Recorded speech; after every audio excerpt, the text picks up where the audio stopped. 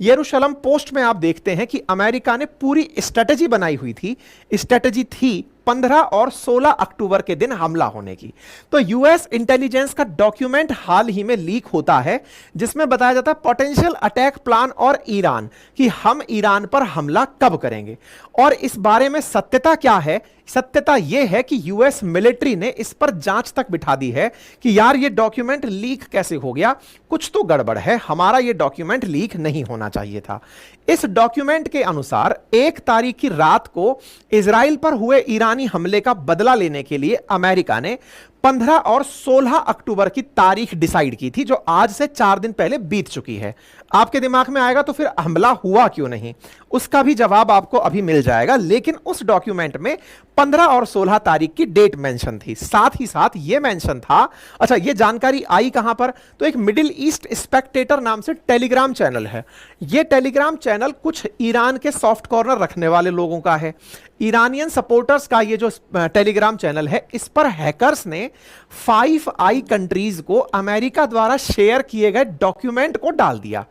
America ने अपने 5 देश, वही कनाडा, ऑस्ट्रेलिया, न्यूजीलैंड और ब्रिटेन, इनसे यह डेटा शेयर किया था कि हम किस दिन हमला करेंगे।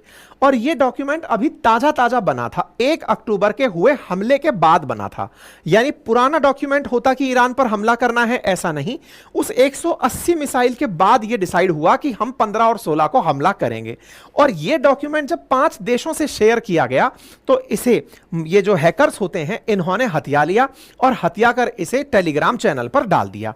ऐसे में अब बड़ा सवाल यह है कि इस सीक्रेट डॉक्यूमेंट में जो आपके सामने यहां दिख रहा है, साफ मेंशन था कि 15-16 तारीख को हमला होगा। तो पहला सवाल, हुआ क्यों नहीं?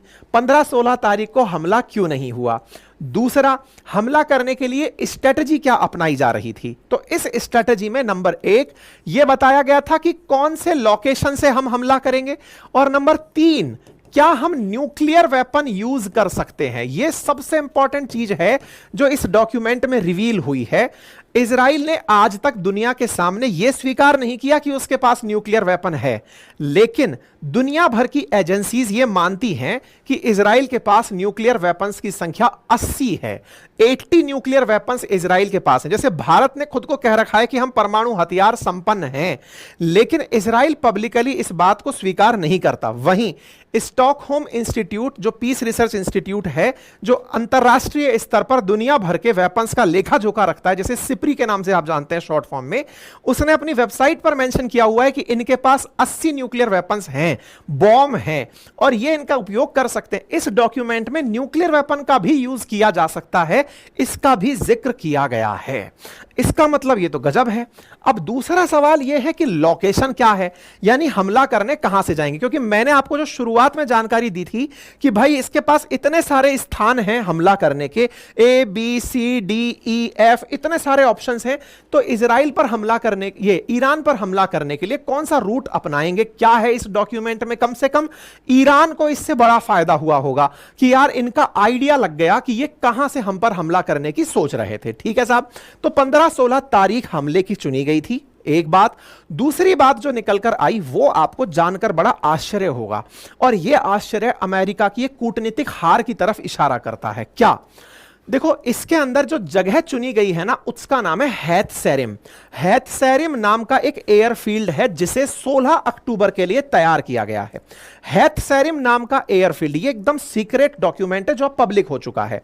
हैतसेरिम नाम के एयरफील्ड को तैयार किया गया। अब ये हैतसेरिम कहां है?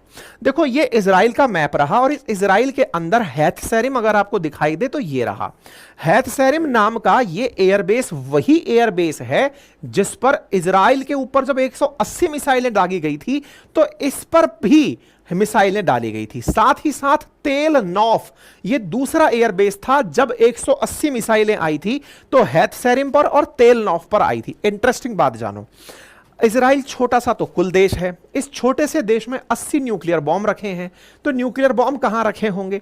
ऐसा थोड़ी है कि सारी की सारी इंटेलिजेंस इजराइल के पास ही है।